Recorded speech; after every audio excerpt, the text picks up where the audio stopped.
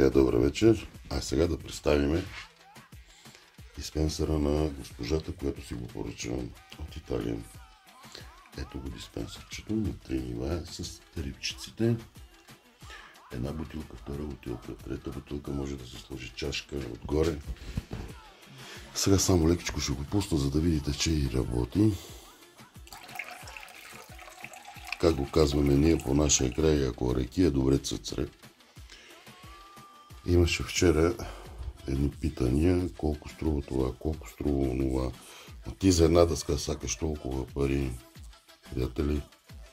Когато не разбирате това, което правя, въобще не ми звънете да ме питате колко струва. Има си хора, които си ми звънкат, които си казват искам това. Аз ги казвам колко струва и те решават на момента да си платят, за да го направя.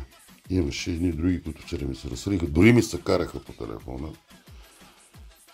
Това до култура, до образование, не до пари, а до морал. Аз моите неща си ценя труда, ценя си ръцете.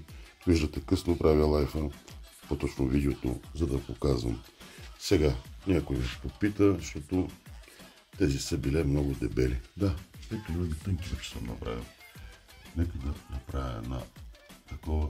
Попитайте ме дали имам Исус Христос. Ето ли Исус Христос също. Ето.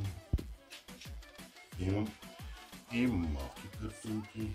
Да, са натискат тази по на 20 сантима, но дебелината е много по-малка. 0,8 е. За повече информация за и моля ви бъдете културни хора, без да се караме.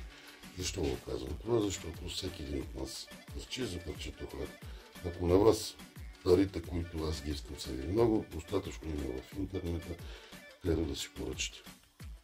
Аз съм доволен от моите клиенти. Благодаря на всеки един от вас, който поръчва от мен. Лека вечер, желая.